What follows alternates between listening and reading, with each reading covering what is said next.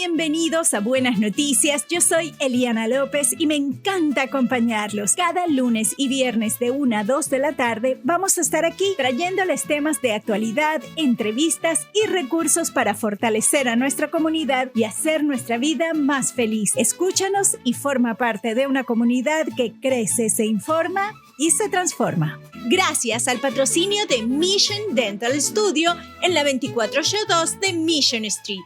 Te esperamos con buenas noticias. Si está buscando apoyo para el desarrollo del habla y lenguaje de su hijo en edad preescolar, en Linguistic Connection le ofrecen estrategias prácticas para mejorar la comunicación y fortalecer el vínculo con su pequeño. Donde haya niños y cuidadores, allí está para apoyar Linguistic Connection. Ofrecen servicios virtualmente en consultorio, a domicilio, en bibliotecas, escuelas, centros de cuidado infantil, parques y más. Escríbeles al info@linguisticconnection.com o llámalos al 415-606-2271. Linguistic Connection. ¿Estás listo para llevar tu negocio al siguiente nivel? En Mukupati Media narramos con propósito y diseñamos con impacto. Creamos tu logo, tu página web, tus fotos profesionales y hasta le damos voz en la radio. Llámanos al 415-254-1702 o visita nuestra página web mukupatimedia.com. Mukupati Media, donde tu historia cobra vida, se ve auténtica y se escucha fuerte. Mukupati Media, voz, imagen e impacto. ¿Quieres comer rico, sentirte en casa y darte un gusto? En la 2798 de la calle 24, Destapas te espera. Raúl y Luis son dos amigos de Madrid. Te reciben con tapas españolas auténticas, buena vibra y atención de lujo. Una cena romántica, una reunión de amigas y hasta un evento especial. Todo se vive mejor en Destapas. Pásate por Destapas y dile que lo escuchaste en Buenas Noticias para que te regalen una deliciosa tapa y buen provecho. Destapa te llama, ven a probar un festín de sabores te hará volar. Dile que lo escuchaste, no hay que esperar. Una tapa de regalo, qué felicidad.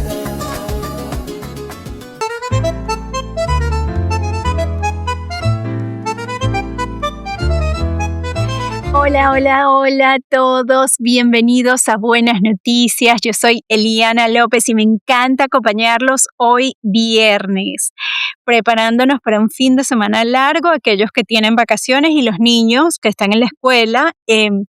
Este fin de semana es largo para ellos. Les tengo una noticia que no quiero irme sin decírselas y no quiero que se me pase más el tiempo. A partir de la semana que viene, Buenas Noticias se va a transmitir todos los martes y jueves a las 12, de 12 a 1. Inmediatamente después del programa de Marcos Gutiérrez, entramos nosotros con Buenas Noticias. Así que a partir de la semana que viene, nos encuentran inmediatamente después del programa de Marcos de 12 a 1. Ya no vamos a estar más lunes y viernes, vamos a estar ahora martes y jueves de 12 a 1. Porque una de las cosas que yo decía es, seguramente en ese tiempo la gente se distrae, la gente se va, apaga la radio. Y queremos que ustedes se queden después de escuchar todas las noticias y toda la información excelente que siempre nos trae Marcos. Continuamos con nosotros para hacer nuevos análisis en relación a muchísimas cosas que están sucediendo, pero también traerles buenas noticias y recursos a nuestra comunidad, porque ustedes saben que yo pienso que si uno de nosotros se eleva, nos elevamos todos. Así que quería darles esa noticia antes de seguir adelante.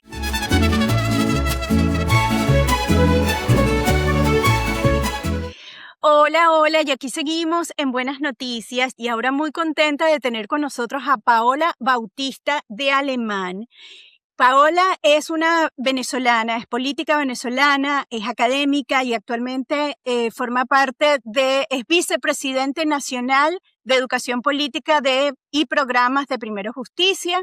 También es presidente del Instituto de Estudios Políticos Forma y es autora de varias publicaciones, incluyendo A callar que llegó la revolución en 2014, El fin de las democracias pactadas en 2021 y La patria que viene en el 2022. Paola de Alemán es también editor de la revista Democratización y colabora con Diálogo Político y La Gran Aldea. También tiene un PhD de Ciencias Políticas en la Universidad de Rostock en Germany, en Alemania. ¿Cómo estás, Paola? Bienvenida. Hola Eliana, ¿qué tal? Un saludo para ti y para tu audiencia. Gracias. Sabes que, bueno, aquí en Estados Unidos, nosotros en California, recibimos noticias diversas, las noticias de aquí de Estados Unidos y también recibimos las noticias desde Latinoamérica y desde nuestros medios en español. Y no siempre es la misma noticia, ni los mismos análisis, ni los mismos puntos de vista. Una de las cosas bueno, que yo he estado comentando aquí en Buenas Noticias es que cuando todo esto pasó el 3 de enero, yo no sentí ganas de celebrar porque de alguna manera sentía que todas las personas en Venezuela estaban igual de asustadas y no han podido salir a celebrar. Entonces, en solidaridad siento como que hasta que el país de verdad no pueda salir a celebrar y sea libre y se sientan libre, yo todavía siento que no tengo nada que celebrar, aunque estoy contenta. Pero bueno, aquí en medio de California, además, estamos en un estado muy democrático y han habido protestas y han habido una cantidad de cosas. Quisiera un poco tocar ese tema, cómo explicar a nuestros amigos demócratas en este estado de California cómo ver y cómo analizar este momento y un poco también hablar sobre el cambio de tono que ha habido irreconocible escuchar a Diosdado Cabello, por ejemplo, en los últimos días. Sí, bueno, como te dije al inicio, muchísimas gracias por la invitación. Siempre bueno, es gratificante conversar con venezolanos que están en el exterior, como es tu caso, y bueno, en mi caso ahorita provisionalmente también, porque espero poder volver muy pronto a Venezuela.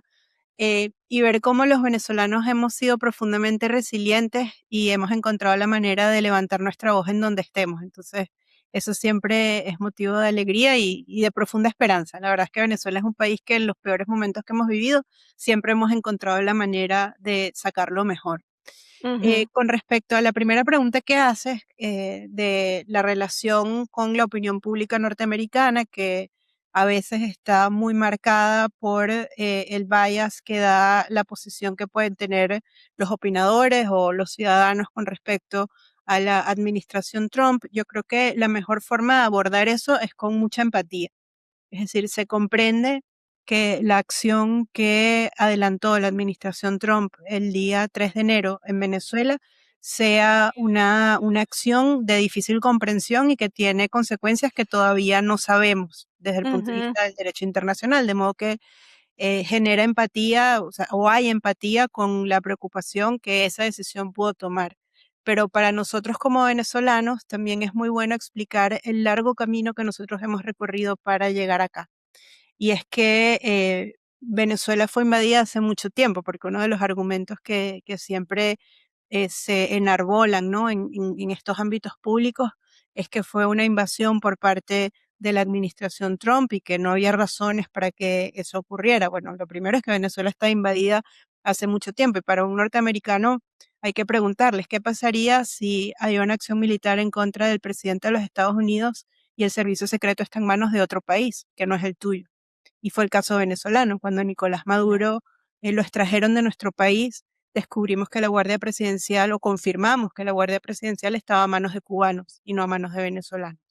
De modo que el caso venezolano es un caso muy complejo que yo creo que debe trascender a la denuncia de los riesgos que trae lo que fue la decisión del 3 de enero de la administración Trump y que tenemos que hacernos preguntas anteriores, es decir, ¿dónde estuvo la comunidad internacional cuando un autócrata como Nicolás Maduro convirtió a nuestro país en el hub del crimen organizado y del narcotráfico? ¿Dónde estuvo la comunidad internacional cuando en menos de 48 horas en el año 2024 se llevaron presas a más de 2.000 personas. ¿Dónde estuvo la comunidad internacional cuando torturaron y asesinaron a tantos venezolanos? Entonces, creo que ciertamente puede haber la necesidad de condenar, y eso es una opinión libre, ¿no? Cada quien puede tomar una Claro. posición frente a los hechos, pero creo que nos tenemos que hacer preguntas anteriores que contextualicen esa inquietud. Y ahora, ya después de que ha pasado esto, ya ha pasado el regocijo, el susto, toda el roller coaster de emociones que tuvimos durante esos días, y que yo, dentro de mi ingenuidad, pensaba, bueno, es una oportunidad histórica para estas personas, para Delcy, eh, ser la persona que haga esta transición y abra Venezuela hacia la democracia, siempre tratando de pensar en vamos hacia adelante y esto va a suceder.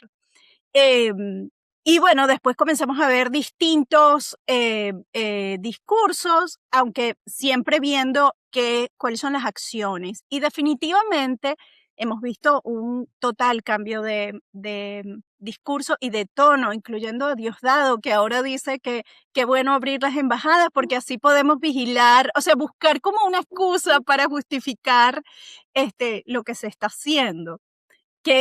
¿Cuál es tu percepción de eso? Bueno, yo creo que tenemos que ponderar qué fue lo que pasó el 3 de enero. El 3 de enero hubo una acción militar por parte de la administración Trump que sacó del poder a Nicolás Maduro y a Cilia Flores y los trasladó a Nueva York, en donde están enfrentando la justicia. Creo que todos los venezolanos sentimos alivio e incluso alegría eh, por ver a la justicia actuar, ¿no? Con un Ujú. sentido de, sí, con un sentido de justicia y no un sentido de venganza. De hecho, la aplicación de justicia es lo que cierra puertas a una eventual venganza. Eso inició un proceso político que es muy complejo, en donde la dictadura de Delcy Rodríguez asumió el control de la dictadura chavista madurista con el apoyo y con el tutelaje, más que apoyo, con el tutelaje de la administración Trump. Eso crea un escenario que es muy complejo, porque es un escenario en donde tienes a una dictadura tutelada y a un poder externo que tutela. Y es una relación de señor y vasallo, o sea, es decir, es una relación en donde la administración Trump gira instrucciones y ellos están en el compromiso de cumplir los acuerdos a los cuales han llegado, que los venezolanos no conocemos cuáles son. Entonces, Ujú. esa es una relación y es una relación que puertas adentro, eh, para la estructura de mal dictatorial que inauguró Hugo Chávez, que siguió Nicolás Maduro y que ahora encabeza Delcy Rodríguez, genera mucha tensión interna, porque el chavismo es una contradicción andante. El 28 de julio de 2024 perdieron su dimensión popular y su dimensión democrática. El chavismo es una minoría muy eh, no diré insignificante, pero sí en las encuestas vemos que es un número muy inferior a lo que alguna vez fue, ¿no? Ujú. Y no solamente eso, sino que también esta relación tutelada de señor y vasallo de Delcy Rodríguez con el presidente Trump también decapita una de sus identidades más fuertes, que es el antiimperialismo, de modo que el chavismo es un cascarón vacío, sin identidad y sin fuerza popular. Entonces, dentro de este esquema de relación de poder, se han hecho una serie de promesas públicas que los venezolanos hemos acogido, por supuesto, con mucha alegría, como la liberación de todos los presos políticos. Ahora, en la realidad, no sabemos cuántos en total han liberado. Ujú. Sabemos que aún permanecen muchos tras las rejas, personas muy importantes para el proceso político, como Juan Pablo Guanipa, o como Perxin Rocha, o como Freddy Superlano, o como muchos que están tras las rejas, de modo que yo creo que aquí, ya 10 días después de lo que fue el 3 de enero, el escenario está relativamente claro. Tenemos una dictadura tutelada, tenemos un poder externo que tutela con el ánimo de generar precondiciones para avanzar para la democracia, y tenemos un país que sigue exigiendo, porque los venezolanos seguimos exigiendo, porque Ujú. sabemos que tenemos el derecho a vivir en democracia. Agradecemos a la administración Trump haber tomado la medida de fuerza que logró poner la bola a rodar, y ahora lo que nos toca es un horizonte de reconstrucción que será muy, muy complejo, pero que con el favor de Dios y con nuestra pericia política, pues llegará a buen puerto. Tú sabes que creo que fue en noviembre, oí una entrevista que le hicieron a un journalist español que no recuerdo su nombre.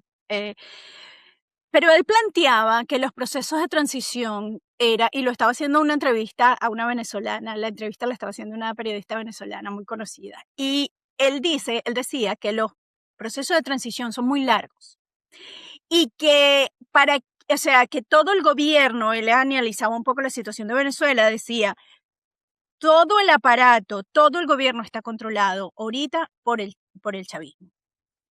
Entonces, para salir de eso y transicionar, va a ser un proceso largo donde probablemente vaya a suceder como en Colombia, donde van a tener que codirigir o ser copresidentes un lado y el otro, la oposición y el chavismo, hasta poder transicionar hacia una ya democracia, y eso lleva tiempo. Y la periodista, no, nosotros ya tenemos nuestra líder y nosotros ya tenemos a María Corina. Y yo misma lo escuchaba y decía, ¿qué? O sea, no. Y entonces he conversado con mi esposo, que es americano y que ve las cosas completamente diferentes, no quiere las cosas ya, sino que siempre piensa que todos los procesos son mucho más largos. Y me decía, es que los procesos son largos y me parece que tú quieres las cosas para allá y eso no va a suceder. Y poniéndome a mí como el sentimiento que tenemos los venezolanos, que quisiéramos que llegue María Corina y ya seamos libres. ¿Cómo ves tú ese proceso en la realidad y no lo que nosotros queremos? Bueno, yo creo que hay unas premisas básicas de los estudios de cambio político que son aplicables al caso venezolano actualmente.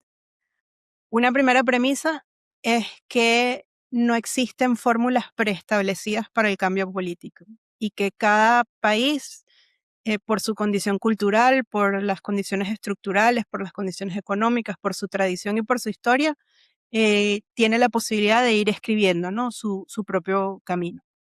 Y la segunda premisa es que el tiempo o el diseño de la transición depende mucho de la naturaleza autocrática del régimen que se quiere deponer. Es decir, todas las dictaduras son malas, pero hay dictaduras que tienen mayor capacidad de reforma hacia la democracia que otras dictaduras que no tienen capacidad de reforma para la democracia. Si tú me preguntas a mí, yo creo que el chavismo no es reformable. Delcy Rodríguez no es una reformadora. Delcy Rodríguez ahorita es una persona que responde a estímulos de fuerza o a la amenaza del uso de la fuerza. Es decir, su intencionalidad en el poder siempre es permanecer en el poder. Ella no tiene la intencionalidad de caminar hacia la democracia. ¿Y por qué eso es importante? Porque puede existir la tentación analítica de pensar que Delcy Rodríguez es un Adolfo Suárez, o de pensar que Delcy Rodríguez es un Torcuato Fernández Miranda, o de pensar que Delcy Rodríguez es el equivalente a un reformista interno, un Gorbachev, por ejemplo, se puede pensar. Y Delcy Rodríguez no es eso. Delcy Rodríguez es una persona que ha servido con lealtad a la estructura de mal que ha sometido a los venezolanos durante más de 27 años. Delcy Rodríguez es la persona que estaba a la cabeza del DIGESIN y del SEBIN. Delcy Rodríguez está en todos los reportes de violación masiva de derechos humanos y de crímenes de lesa humanidad. Delcy Rodríguez no es una persona que nos va a llevar hacia la democracia, pero sí es una persona que responde a los estímulos de fuerza. Y creo que a eso es a lo que está apostando los Estados Unidos, a que, bien sea por el uso de la fuerza o por la amenaza del uso de la fuerza, Delcy Rodríguez podrá ser un buen vasallo que sirva a el desmantelamiento de la estructura de mal que hay en el país. ¿Que eso toma tiempo? Sí toma tiempo. Yo no creo que para Venezuela sería bueno un pacto de poder compartido como el que se firmó en Zimbabue en 2007. Yo creo que la oposición venezolana no debe ir a gobierno mientras Delcy Rodríguez esté a la cabeza, porque ella no es una reformista, y nosotros creyendo que la vamos a cambiar a ella, lo que va a pasar es que ella nos va a cambiar a nosotros y el país va a dejar de creer en nosotros. La única legitimidad y credibilidad que tiene María Corina en la oposición venezolana es la rectitud con la que ha luchado. Entonces, actualmente, ¿qué nos corresponde a nosotros? Seguir siendo oposición. Y somos una oposición que es leal al proceso político que tutela el presidente Trump, pero que no renuncia a sus derechos y a sus aspiraciones de democracia. Y yo creo que eso es perfectamente conciliable. Eso es más conciliable que el juego de malabarismos que tiene Delcy Rodríguez en la presidencia de la República, que parece Dr. Jekyll y Mr. Hyde, porque ella se levanta un día y se toma la foto con el imperio y 2 minutos después va y se toma la foto con el antiimperialismo. Entonces, la que tiene el momento difícil es ella. Nosotros no. Nosotros somos oposición. Como oposición nos aferramos a la Constitución. Queremos que las 3 fases de democratización que planteó el secretario Rubio se cumplan y la voz de los venezolanos esté en ese proceso de estabilización, de recuperación y de transición hacia la democracia, y ver el futuro con mucha esperanza desde una posición de oposición leal y de agradecimiento a la administración Trump. Yo creo que los venezolanos, sin que eso nos reste orgullo por todo lo que hemos hecho, con mucha humildad tenemos que reconocer que el presidente Trump puso la medida de fuerza que nosotros como venezolanos no podíamos poner y no quisimos poner, la verdad. ¿Cómo ves tú este proceso? Porque aunque efectivamente los chavistas y el pueblo chavista, más allá de sus gobernantes, el pueblo chavista, ¿qué cree? Que cree en sus gobernantes, que creen todavía en esto, porque que hay un sector importante, no son 3, no son 4, son una cantidad de gente. Uno de los análisis que se hacía con María Corina es que ella al principio, cuando estaba desde la oposición solamente, que hubo una evolución en ella, que ella siempre separaba ellos y nosotros. Y en el momento en que ella comenzó a hablar a todo el país, a todos los sectores, fue donde ella logró saltar esa de ser solo opositora a convertirse en una líder para todo el mundo. Y creo que allí fue la evolución. ¿Cuál crees tú que es nuestra labor como opositores para incluir y hablarle a esa masa de gente chavista que cree, que creyó o cree o que de pronto comienza a sentir, oye, pero me está gustando cómo se está sintiendo esto ahora? Como yo he escuchado muchas personas chavistas que dicen, oye, pero hay un ambiente más bien de bienestar y de alegría y no de que somos un Vietnam y que esto se va a ir a...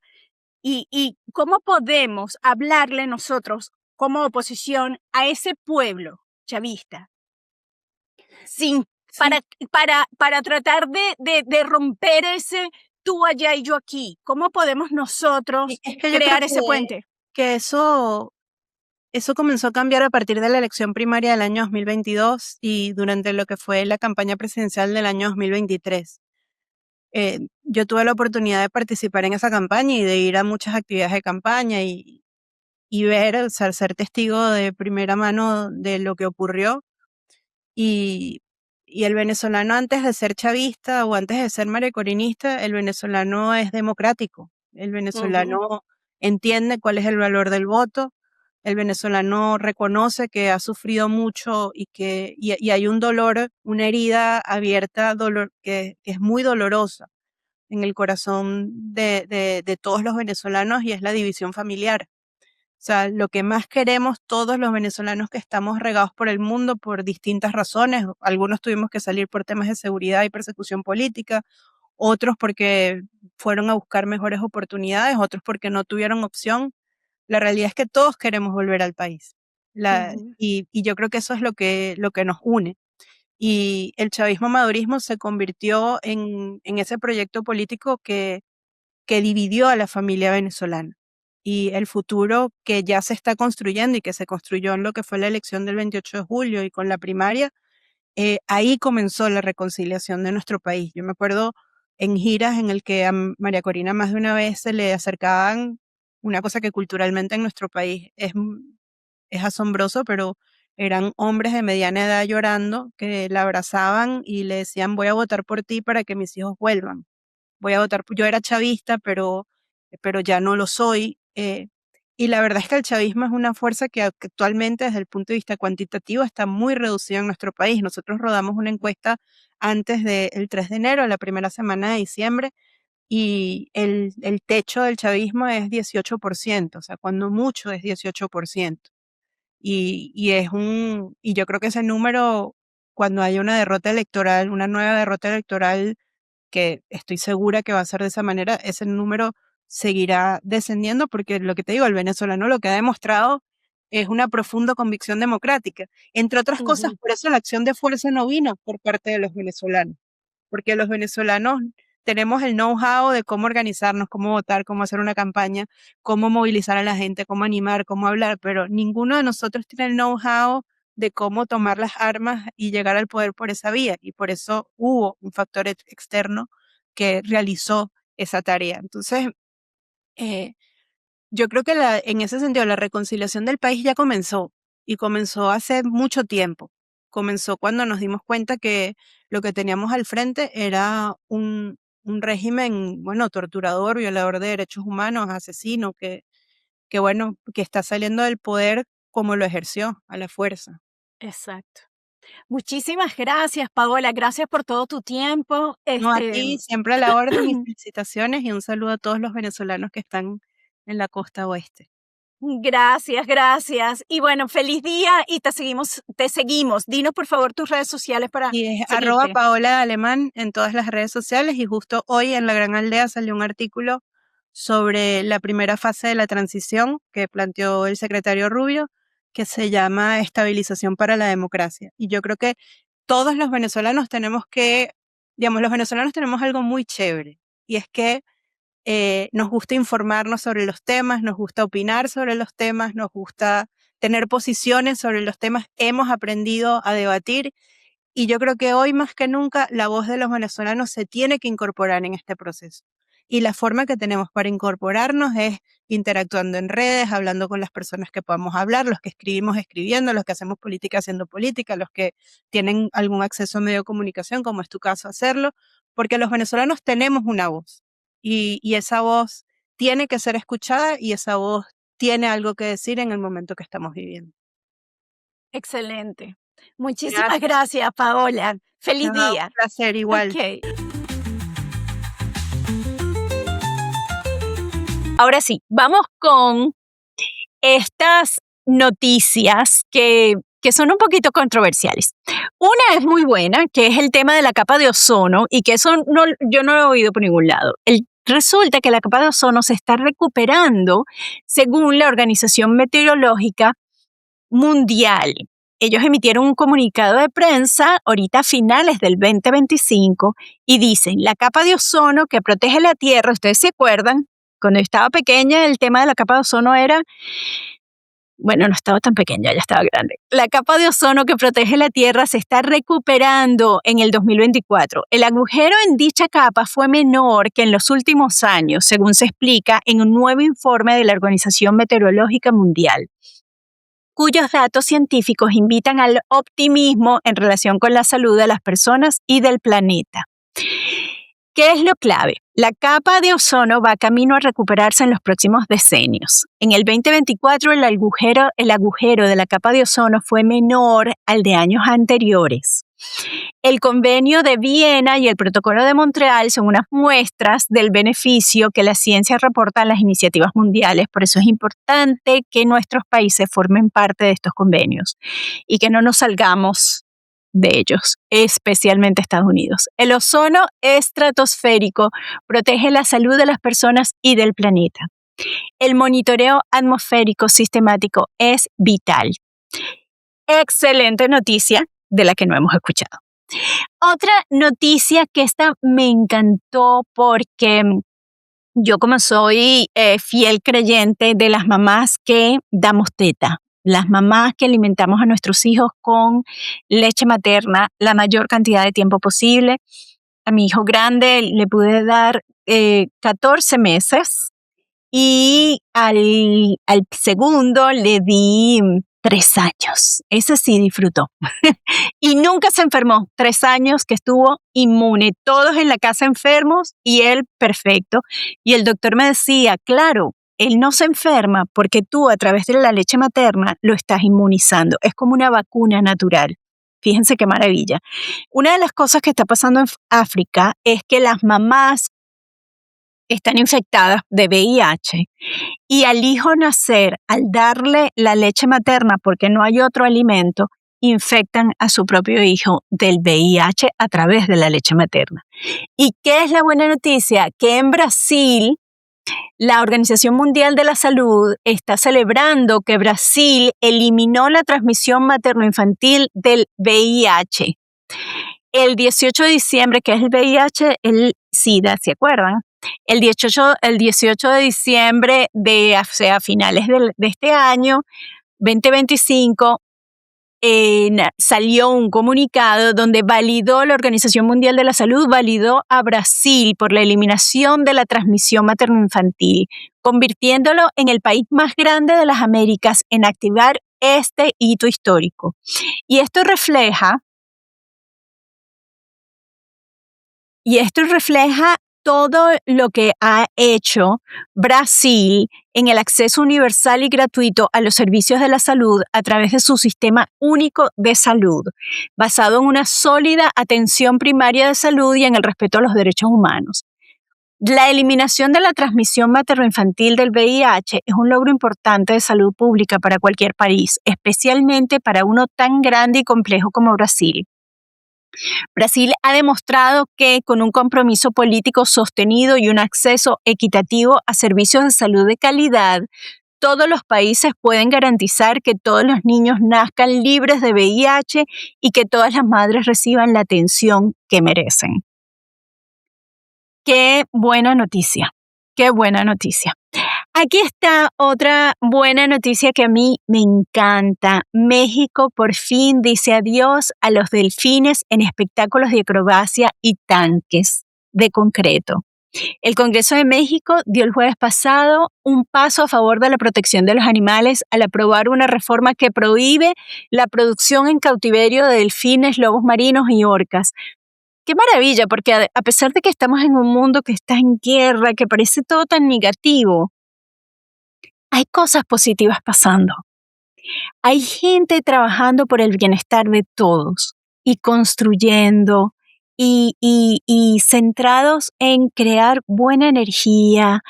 La gente está volviendo a las iglesias, la gente está volviendo a rezar, está volviendo a la espiritualidad y estamos vibrando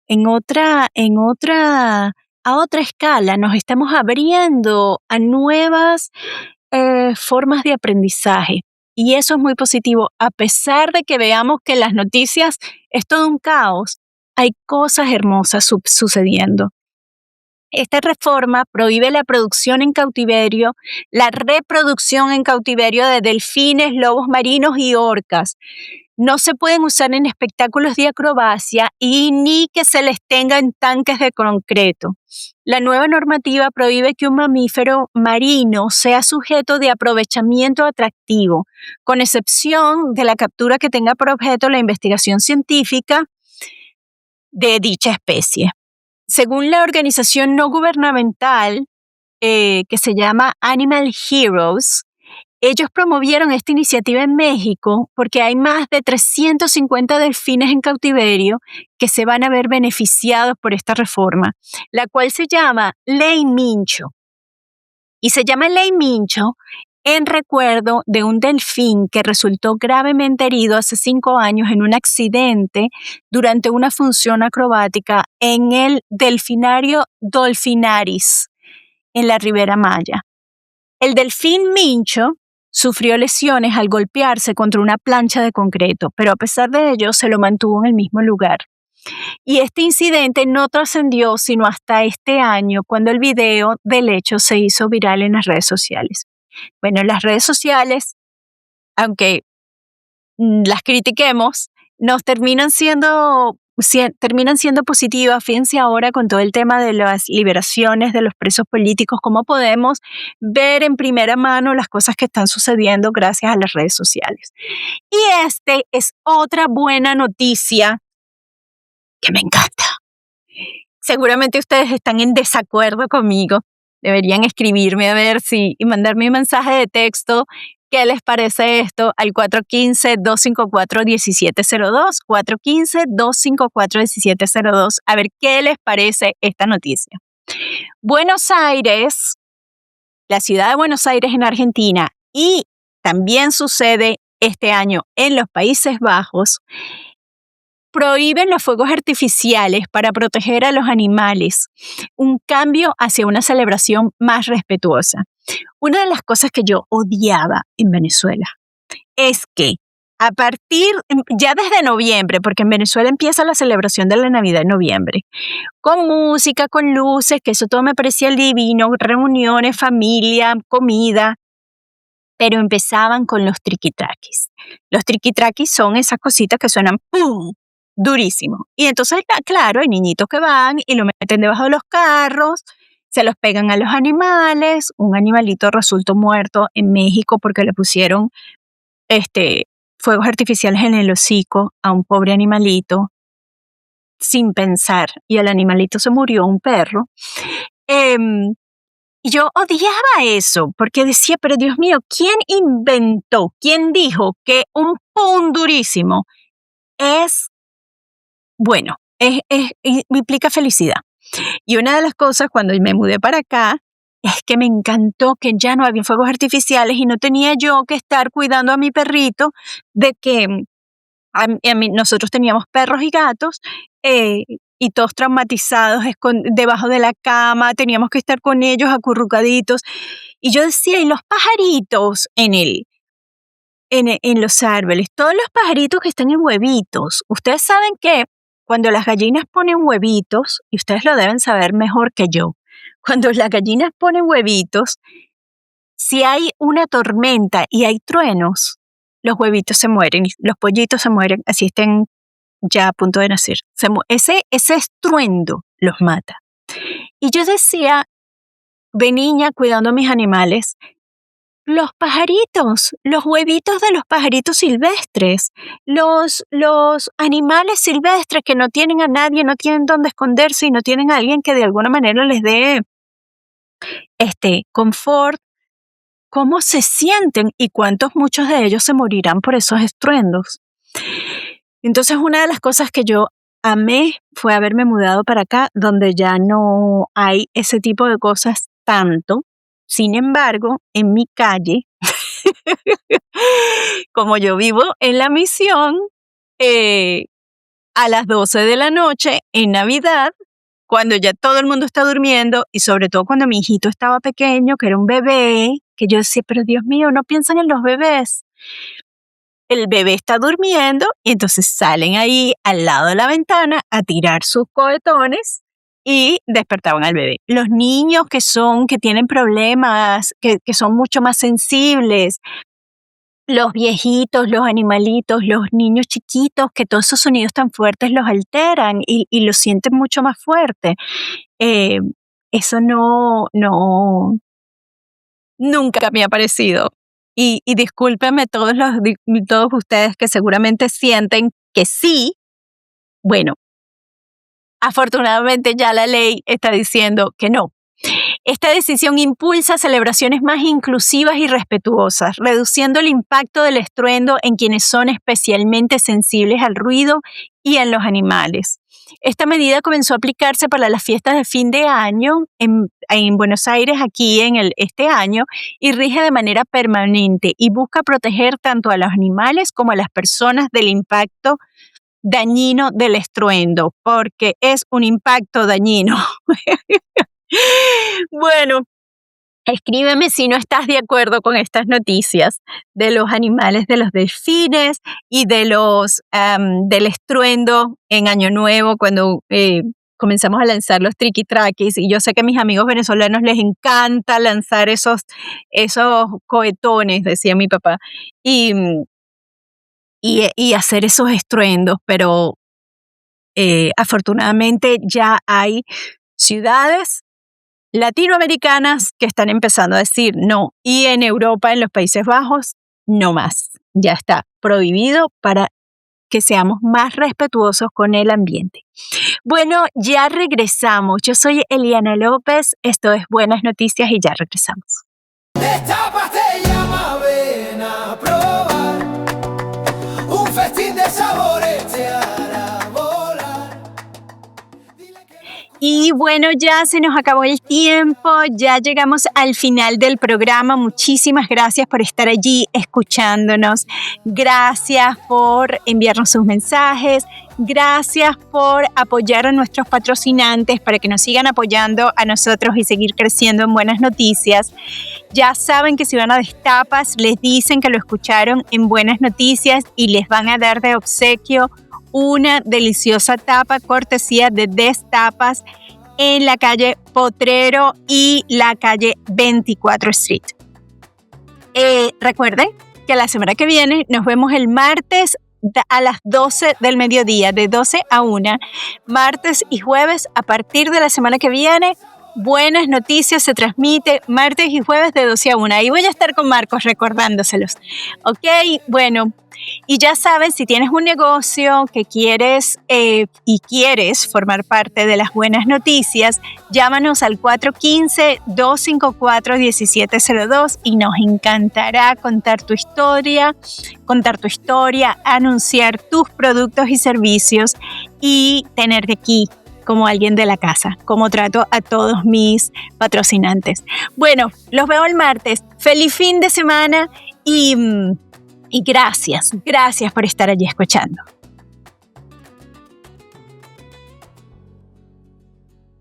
Destápate, llama, ven a probar un festín de sabores te hará volar. Bienvenidos a Buenas Noticias, yo soy Eliana López y me encanta acompañarlos. Cada lunes y viernes de 1 a 2 de la tarde vamos a estar aquí trayéndoles temas de actualidad, entrevistas y recursos para fortalecer a nuestra comunidad y hacer nuestra vida más feliz. Escúchanos y forma parte de una comunidad que crece, se informa y se transforma. Gracias al patrocinio de Mission Dental Studio en la 2402 de Mission Street. Te esperamos con buenas noticias. Si está buscando apoyo para el desarrollo del habla y lenguaje de su hijo en edad preescolar, en Linguistic Connection le ofrecen estrategias prácticas para mejorar la comunicación y fortalecer el vínculo con su pequeño. Donde haya niños y cuidadores, allí está para apoyar Linguistic Connection. Ofrecen servicios virtualmente en consultorio, a domicilio, en bibliotecas, escuelas, centros de cuidado infantil, parques y más. Escríbeles al info@linguisticconnection.com o llámalos al 415-606-2271. Linguistic Connection.